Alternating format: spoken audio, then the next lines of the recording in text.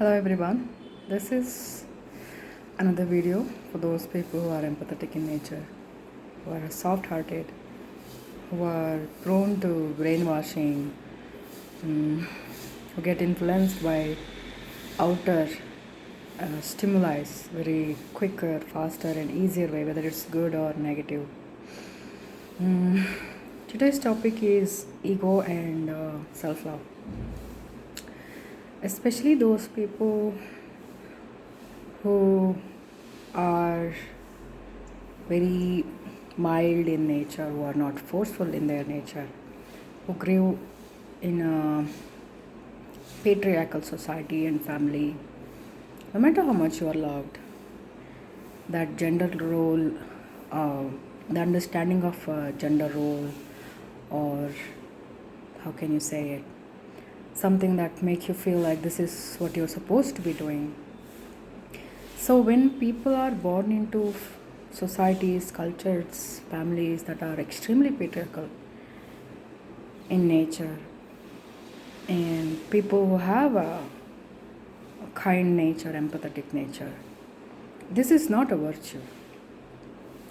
Being kind is good, being unkind is not so nice, but it's better to draw the line where it's considered as good or not. People may say that you are really kind, you're a really good person, you're this and that because it benefits them. So those people who are really kind, gentle in nature, empathetic in nature, this is not a virtue. This is not a virtue. And in a similar way, people might say a lot of negativity, lot of negative things towards those people if the same empathetic person says no to certain things. This is your ego. Suddenly what happened to you? This is so wrong. No. There is a difference between self-love and ego. Just because someone else says that you're selfish doesn't make you selfish. If you are selfish, then what they are, you have to think about it too. If someone else, I'm only saying this to those people who are givers. Remember this, if you are somebody who gives a lot to others, even to strangers, or to a particular person, or generally who is really kind and gentle, empathetic in nature, who gets very much, influenced by even a YouTube video or a movie or a clip from Instagram, no matter what it is, whether it's positive or negative, you must understand one thing. Just because someone else says that you are right or wrong doesn't make you right or wrong. You have to understand from your own point of view whether you are right or wrong. Because when someone is in a place of controlling your own life, means if someone else is controlling you and your life, if you try to go out of that control, they will feel that loss of control over you. So these kind of people are those people who are usually in a place, parents, elder siblings, or somebody who is in a place to tell you that this is right, this is wrong. And maybe even if they think that they are guiding you, no, that is a form of control. If they are not interested in letting you make a choice, that is just a control. You also have an opinion about your own life. So people who are too kind and gentle, easy to push around, you have to understand, just because someone else that you have ego doesn't mean that you have ego. Whether if someone accuses you, or if you're doing something because you feel like if you don't do it, you'll be accused of something, maybe ego, irresponsibility, or selfishness. So what? They are doing that. They are asking for that also just because they are also selfish. Empaths are not born usually. They are created. Not all. But people who are extremely empathetic in nature, it is just a form of drama. Because they are created by toxic situation, toxic family members, toxic relationship. They hide their authenticity, means whatever they are from within as they themselves are. They mold themselves into something else to please someone else in their life, whether it's parents, siblings, life partner, children, colleagues. It starts from the childhood usually. The idea of this is my responsibility also stem from the same thing. You have to understand, ultimately we are a consciousness. We are not just humans. So if somebody says this is right or this is wrong, imagine 100 years ago, even if you were born in the same family, same religion, same culture, same society, even if you were just born 100 years ago, 200 years ago, the idea of right and wrong is what? Really different at that time. Even if you are born in a same timeline, in the same day, if you are born in some other religion or some other society, in some other culture, the idea of right, wrong, what you are allowed to do, what you're supposed to do, everything is changing. So it's always, especially those who are empathetic in nature. I'm speaking about those who are introverts, who are very kind-hearted, gentle ones. And even those who are very hard on themselves and they take pride in themselves being the strongest one. You don't need to be. You do not need to be. You don't need to be strongest in every situation. You can ask for help. You can open up your heart to people. If there is none, then you can still refuse that extra burden. If someone else tries to, fixate on you. For example, people who are born in a toxic family, it might never feel like, a toxicity because they don't know anything better. Parents' expectation towards their younger children to be carefree and expecting their elder children to take responsibility for the younger ones. Parents asking their, or even expecting the elder ones, elder kids, to behave like an adult since they were kid, covering up for them, sharing their burden with their elder kids to make them feel guilty. So, to mold them into confident for themselves. Children are not supposed to behave like an adult.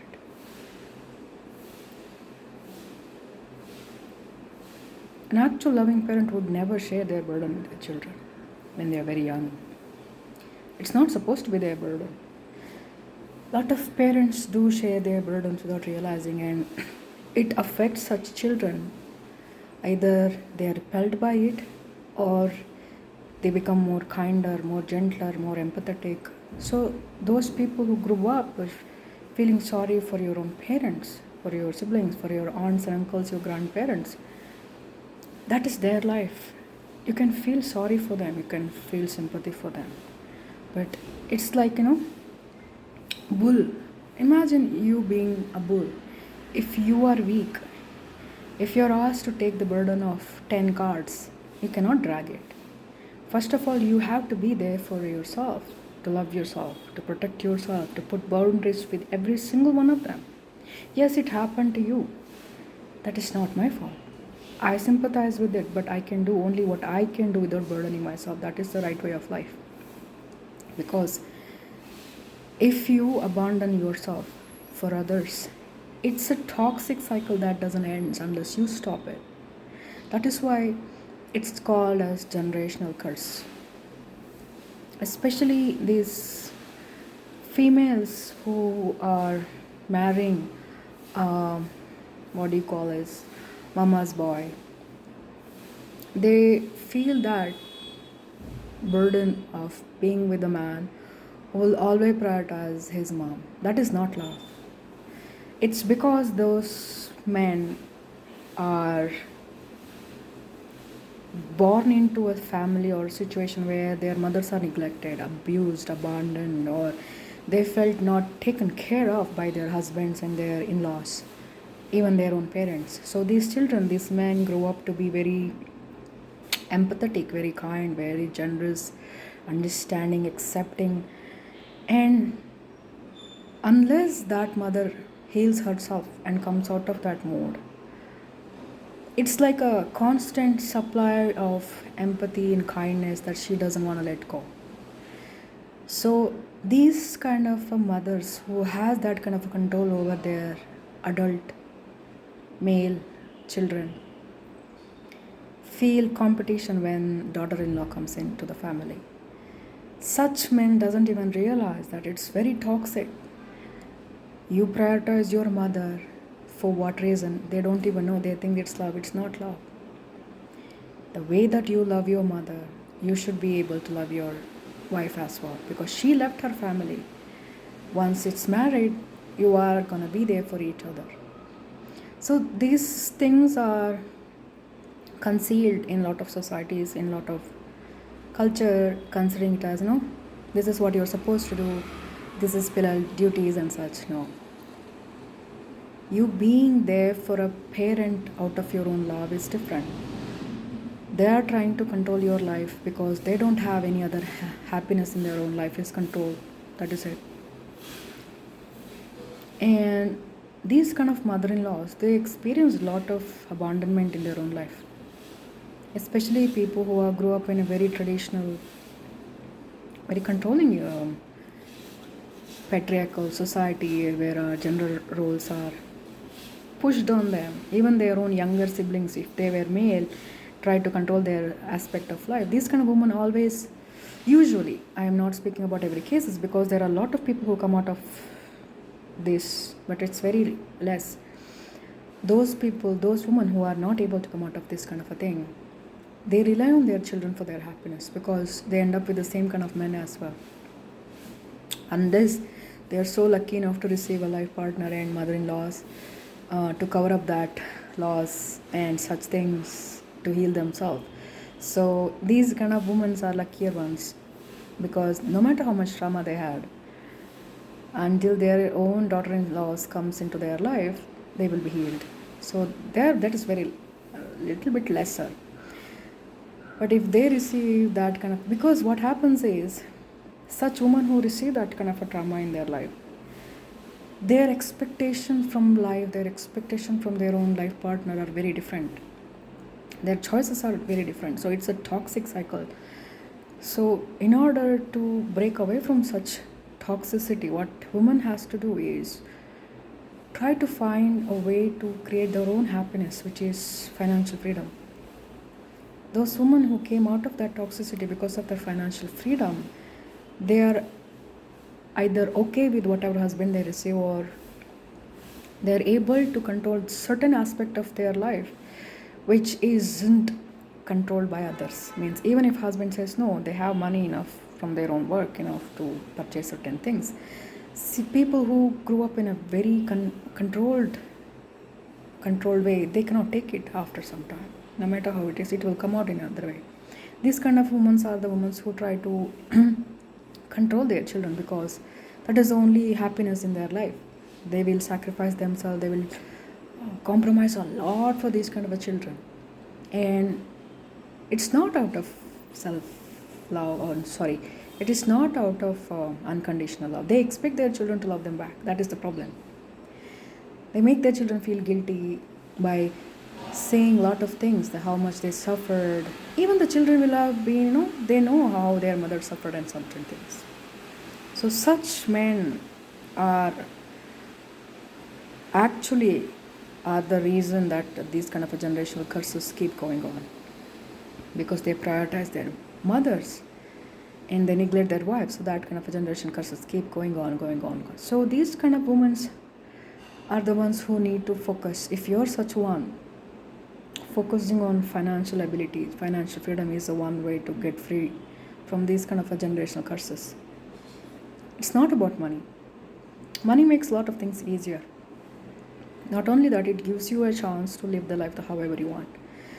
Means if someone is stuck in a situation, people may say money is not everything. No, money is not everything. But money comes in really handy in those situations. If someone is stuck in a marriage they don't want it to be. For example, if someone has a job or a career, if someone, the same one who marries because of their parental pressure, in the future, if they don't want to stay in that marriage because of some reason, some unhappiness, abuse, neglect, something, abandonment, or anything, they have a choice. That is something that a woman should never give up. It is not for the ego. If someone says, well, I'll take care of you, okay, that's fine. It is not an ego if you want to keep your own financial freedom intact. So, in a similar way, and this is a second topic that I really wanted to talk about, but let's go back to the first topic. The idea between ego and idea between self-love is, imagine if a man says, even if his intentions are really good, after marriage you don't have to work, I'll take care of every single thing. His intentions are very pure, clear, very good. That's fine. But he will never be able to understand how it is alive for a woman, whether she had a job before or not, to spend her whole life depending on others for her happiness, because she doesn't have anything else to feel happy about. She has to keep waiting for that husband to come home. She has to adjust with the new family member. She has to have kids and raise them. And then she doesn't have anything else to feel happiness about other than watching some dramas or TV serials. Or how many women have hobbies that they follow after marriage? How many women keep having that friendship with the other people, before marriage and after marriage, how things are changed for them drastically. So when woman doesn't have a way to find happiness on their own, and depending, basically what I'm trying to say, it's applicable for men as well. That is why it's called as toxicity. If you do not have a reason to be happy without someone else giving it to you, you become depending on that person or that thing. So those kind of a thing, what happens is you don't want to lose those kind of a happiness. So trying to control what you don't want to lose become natural for those kind of people. This is what called as toxicity. So people who are really empathetic, if you have to understand, there is a very vast difference between what is ego, what is selflessness is, what is self-love is. If you have self-love towards yourself, if you say no, if you say yes to something out of self-love, it is not an ego. Because it's your duty to follow what your heart says, choose what feels right for you. Even if somebody says lot of things, lot of negative things, it's your duty to stand up for your own self and not to give in. Just because somebody says that you have a lot of ego, because they never experienced something as you, as free as you. So it's okay. So people who try to bend in front of others because they want to be humble, being humble has nothing to do with self-love or ego. No.